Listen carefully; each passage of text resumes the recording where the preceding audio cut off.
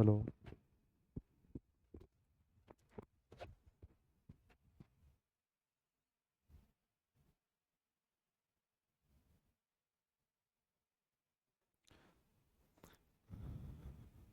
Hello. नमस्कार दोस्तों, मैं हर्षानंद आप सभी का स्वागत करता हूं श्योर 60 गुरुकुल में, जहां पर हम लोग क्यूआईपी मतलब एसएससी का practice test quality improvement programme कर रहे हैं।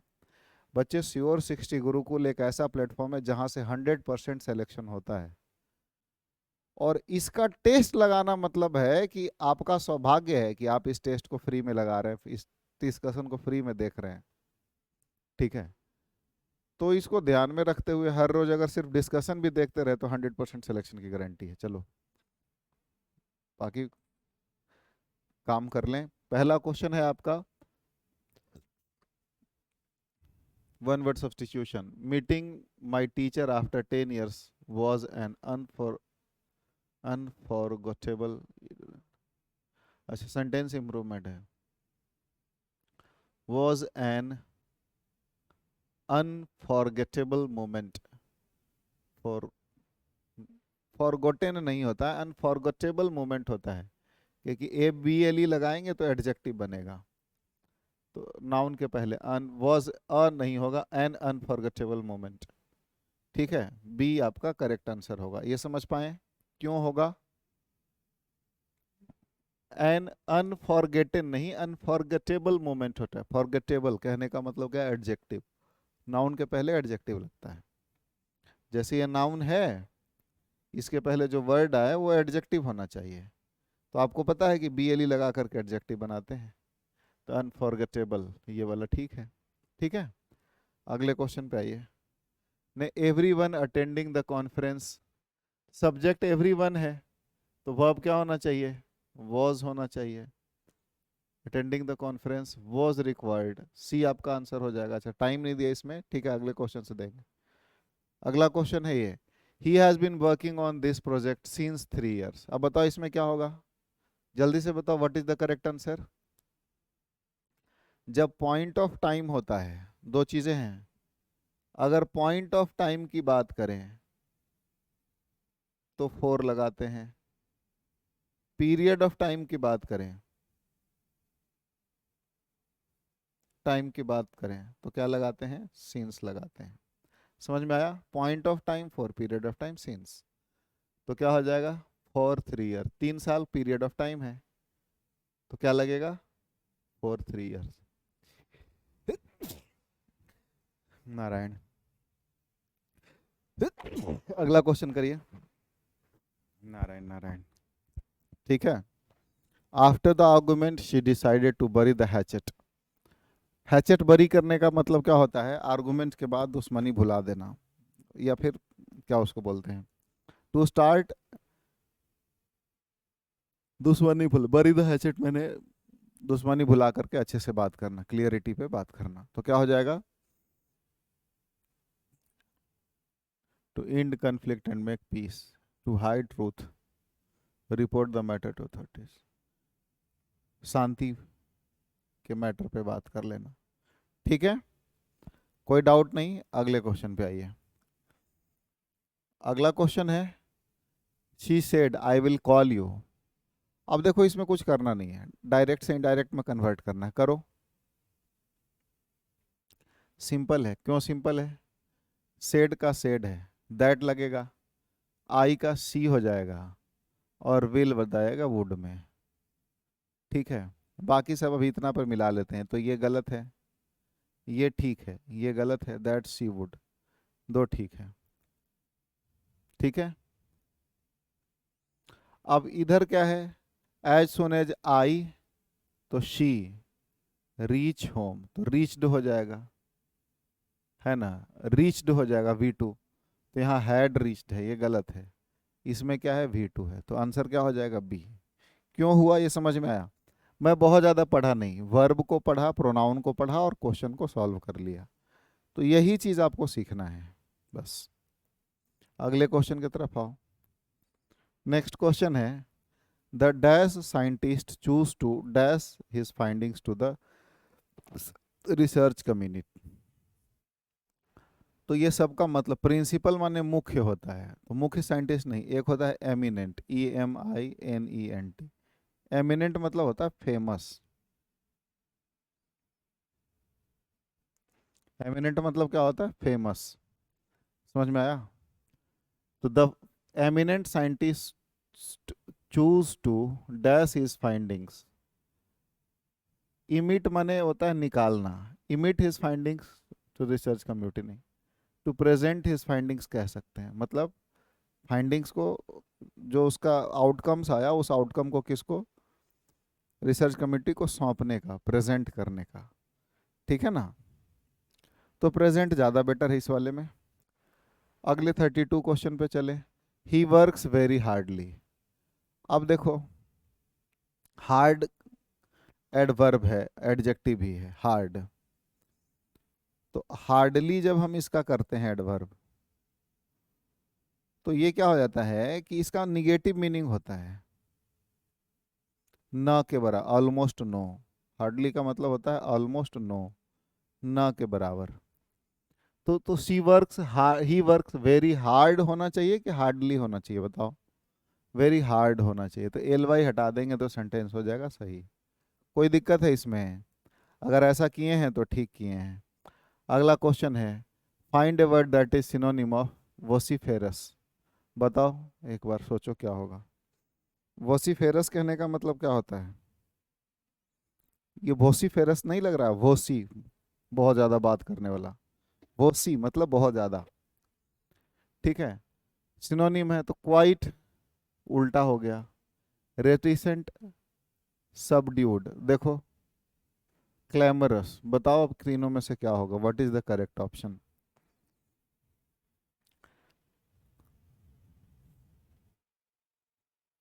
है सुना ये पूरा धरती तो चलाता है, मेरी भी सुन ले मुझे। क्वाइट मतलब शांत। सब ड्यूड, जहां हमने पहले ही बता चुका हूं, सब का मतलब ही होता है नीचे। जैसे सब इंस्पेक्टर, नीचे का इंस्पेक्टर, है ना? रेटिसेंट मतलब भी शांत ही होता है। क्वाइट मितभाषी इसको बोलते हैं हिंदी में, मितभाषी भाषी। हिंदी में कैसे लिखते हैं इसको देख लेना। तो एक ही शब्द बचा, क्लैमरस। तो वोसिफेरस का सिनोनिम क्लैमरस होना चाहिए, मतलब बातूनी, बहुत बोलने वाला। ठीक है।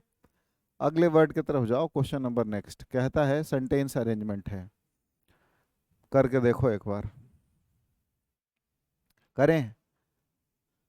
S1 दे रखा है, the mountaineer set of before don with only small backpack. जो माउंटेनियर है, डॉन माने उषा काल होता है, सूर्योदय। सूर्योदय होने से पहले ही ठीक माउंटेन पर चढ़ाई करने के लिए रेडी हो गया। ओनली स्मॉल बैकपैक, छोटे से बैकपैक के साथ। A sudden a sudden blizzard of forced him blizzard a sudden blizzard forced him to take shelter behind a rock। तो shelter तो बाद में होगा। By midday he had reached the snow line and the temperature had dropped sharply. He brewed hot tea on a small stove waiting for the storm to pass। तो ये storm के बाद आएगा, है ना? इसके बाद आएगा, as the sky cleared he resumed the climb with renewed determination। 3 hours later he stood at the summit, breathless but triumphant। तो अब क्या होता है कि S1 में स्टार्ट किया, तो बी में मिड डे तक की बात करेगा। By mid day, mid day के बाद क्या हो, he had reach the snow line and the temperature had dropped sharply. ठीक है। उसके बाद फिर घटना क्या घट गया कि a sudden blizzard of, blizzard मतलब ठंडी जो हवा होती है, चिल्ड, उसको बोलते हैं। बी के बाद ये आ जाएगा। अब बी के बाद ये आ जाएगा। उसके बाद फिर इसमें क्या कहता है कि ही ब्रूड, जब वहां पे रुक गया, शेल्टर ले लिया, तो चाय वाय कुछ पिया। सी ले लेते हैं। चाय पीने के बाद क्या करता है कि जैसे ही स्काई क्लियर हुआ तो फिर अपना रिज्यूम कर लिया जर्नी। तो डी, तो एक ही ऑप्शन है, ये घटनाक्रम का आधारित है। सुबह में चला तो मिड डे तक कहीं पहुंच गया, तूफान आ गया तो कहीं रुक गया। फिर तूफान उस समय रुका तो क्या, चाय वाय पिया, फिर जैसे ही तूफान हटा आकाश साफ हुआ फिर चल दिया। बस इतना ही है। आगे है, पी के word opposite meaning to ओस्टेंटेनियस।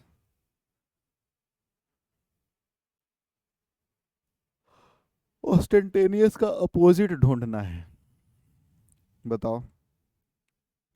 3 word 2 word इसमें एक जैसे लग रहे हैं, तो वो वाला तो ऑप्शन होगा नहीं, उसी का अपोजिट जो होगा वो आंसर हो जाएगा। करो। जिद्दी होता है ऑस्टेंटेनियस का मतलब क्या होता है, अ काइंड ऑफ, जिद्दी आदमी को स्टेंट बोलते हैं।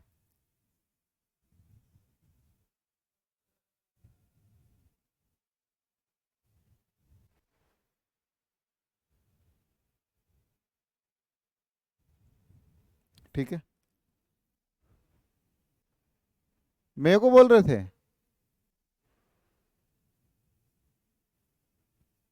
फ्लेम्बॉयंट कहने का मतलब भड़की भड़काऊ होता है। शोई माने दिखावा करने वाला। मोडेस्ट माने सीधा साधा शांत। एक्स्ट्रावेगेंट माने खर्चीला होता है। तो ऑस्टेंटेनियस कहने का मतलब क्या होता है,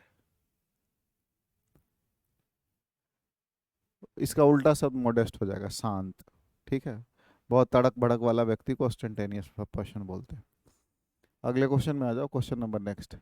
the police had reached the seen before the ambulance will arrive. अब ये क्या है, सेंटेंस अरेंजमेंट है। हमने पढ़ा रखा है कि बिफोर से अगर सेंटेंस जुड़ा हो मिसलेनियस वाला में, तो इधर क्या होगा, हैड प्लस V3 अगर होता है तो इधर होता है V2। क्यों? क्योंकि कोई घटना पहले घटी, इसके ठीक पहले। The patient had died after the doctor, the, है ना, the patient had died before the doctor reached, before वाला। याद है, आफ्टर से जुड़ता है तो ठीक उल्टा हो जाता है। आफ्टर से जुड़ा तो क्या हो जाएगा, इधर हो जाएगा V2 और इधर हो जाएगा हैड प्लस V3, क्योंकि ये बाद में घटना घटा। तो वही चीज़ है, हैड प्लस V3 इधर है और अराइव्ड इधर है। कुछ सोचने का जरूरत ही नहीं है, ए लगा दो answer. Had reached, arrived, had reached, arrived, इसमें दो आंसर सेम है। The police had reached the seen before the ambulance arrived.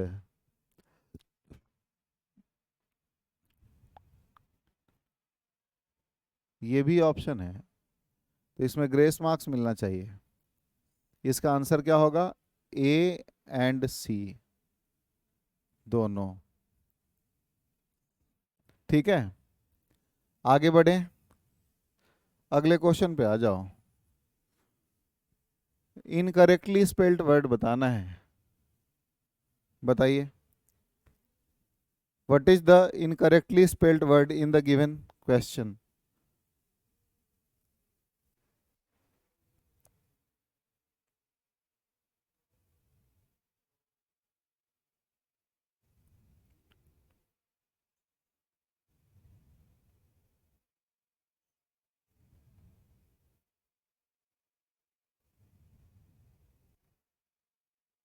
क्या हो जाएगा बताइए।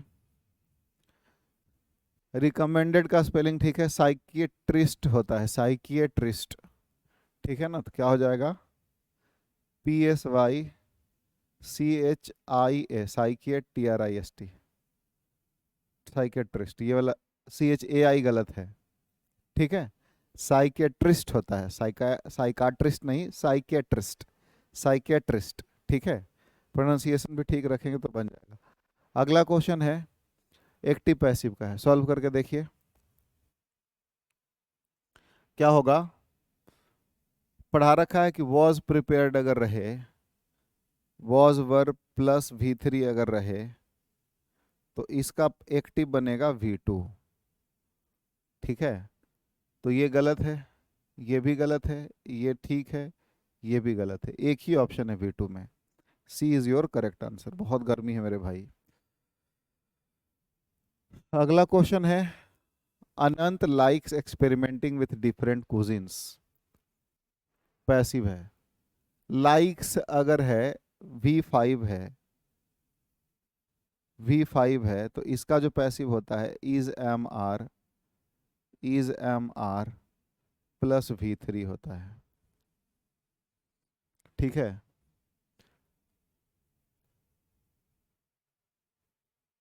Experimenting with different cuisines is am are liked by, are being गलत है, एक्सपेरिमेंटिंग विथ इज लाइक्ड ये ठीक है,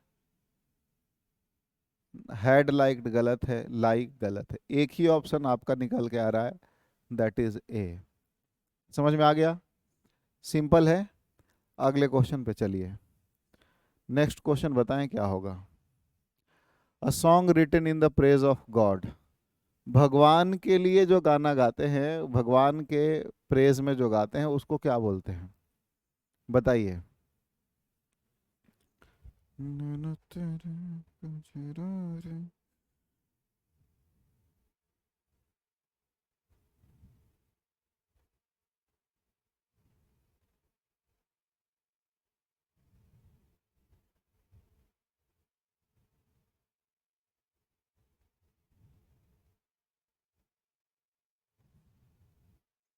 क्या हो जाएगा? देखो, हाइम्न कहने का मतलब होता है कि प्रेयर होता है, तो प्रेयर तो भगवान से ही करते हैं, एक हो गया। इलेजी कहने का मतलब होता है डेथ सॉन्ग। डेथ सॉन्ग जो होता है, मृत्यु के बाद जो गाना गाया जाता है उसको। ओड कहने का मतलब क्या होता है? पोयम है। Poem, special kind of poem कह लो, स्पेशल पोयम। कोई पर्टिकुलर पोयम है, उसको ओड बोलते हैं। ठीक है, जा रहे हैं।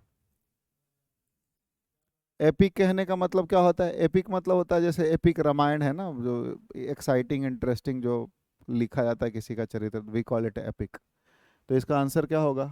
ए होगा। ठीक है, चलो अगला क्वेश्चन दे रहा हूँ, अगला क्वेश्चन करो, तब तक देखो सेंटेंस अरेंजमेंट करो फटाक से।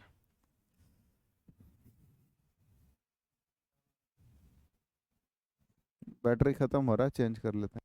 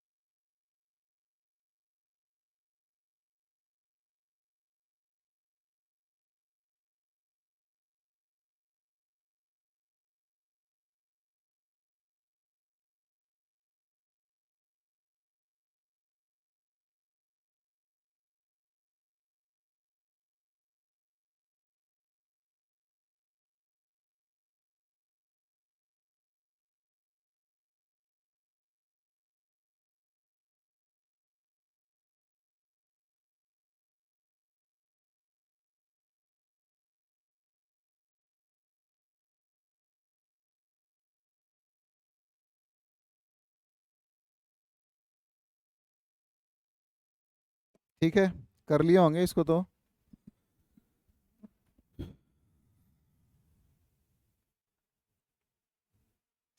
क्या हो जाएगा?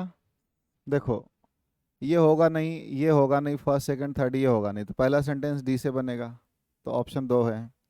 डी के बाद क्या होगा? News from its reception to printing goes through a series of. तो सीरीज, कई एक सारे सीरीज में पहला सीरीज पहले बात कर लेंगे, तो डी के बाद पहले में ए दे रखा है फर्स्ट सीरीज, तो डी के बाद ए। तो आंसर क्या हो जाएगा? समझ में आया होगा, छोटा सा एक्सप्लेनेशन इसका, कोई लेंदी नहीं है मैटर। अगले क्वेश्चन पे आ जाओ। कहता fill in the blank, the dash one who studies rocks and earth of history, उसको क्या बोलते हैं? रॉक्स वगैरह पढ़ता है, and use every resource available, और जो हर रिसोर्स को पढ़ाई करता है, उस इडियम को क्या बोलते हैं? चलो फटाक से बताओ।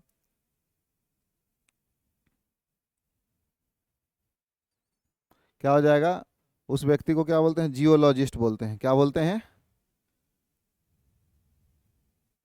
जियोलॉजिस्ट बोलते हैं। ठीक है। Pull out of the stoops, इसके लिए ये वाला इडियम का यूज कर लेंगे, हो गया खत्म। एक ही आंसर से मिल जाना था, बाकी बाकी सब समझते हैं। आर्कियोलॉजिस्ट मतलब क्या होता है? आर्कियोलॉजिस्ट का मतलब क्या होता है जानते हैं? पैलिएंटोलॉजिस्ट का मतलब जो फॉसिल्स फ्यूल्स पढ़ता है। सेस्मोग्राफोलॉजिस्ट मतलब जो भूकंप के बारे में अध्ययन करता है। अगला है the CEO's laconic dash reply to the journalist's question surprised everyone in the room. Laconic का मतलब क्या? सीओज लैकोनिक, इसमें बताना क्या होगा?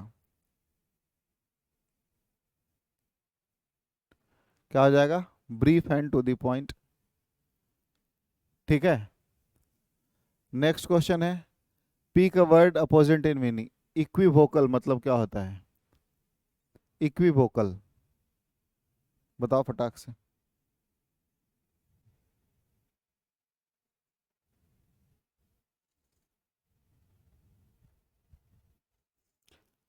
क्या हो जाएगा?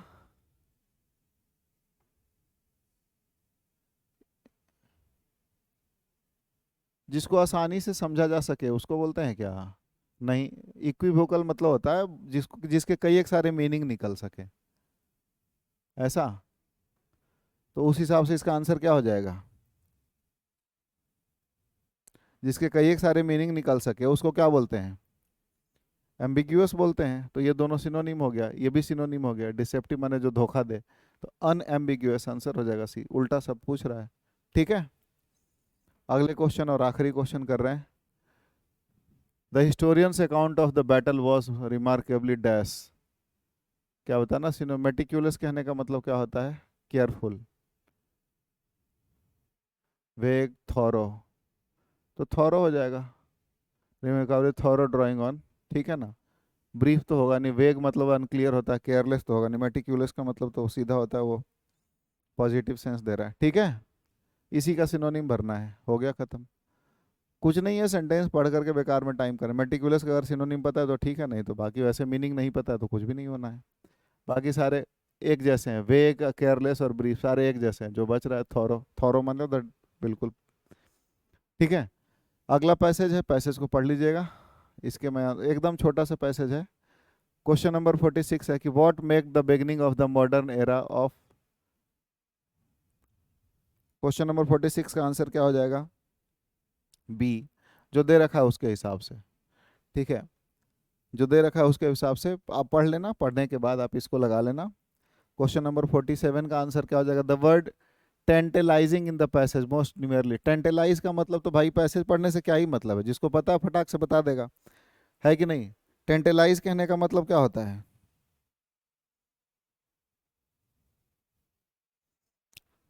एक्साइटिंगली हो जाएगा। टेम्पटिंग, लुभावना। अगला,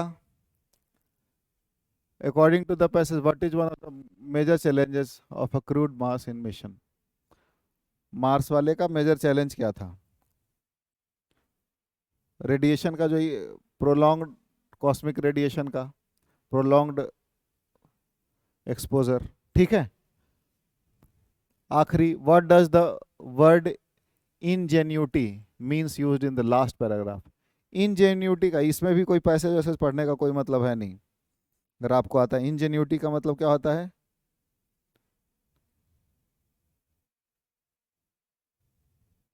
इसका मतलब तो quality of being clever, clever से रिलेटेड है। क्लेवर इन्वेंटिवनेस, तो बी आंसर हो जाएगा। और आखिरी question, how has space exploration changed since the 1990s। इसका आंसर बता दीजिए, बस काम खत्म हो गया। इसका क्या हो जाएगा? इतना लंबा लिखने का मतलब है इट हैज़ मूव्ड। ठीक है ना। तो आज के लिए बस इतना ही, मिलते हैं अगले क्लास में। जय हिंद, सभी को शुभ रात्रि।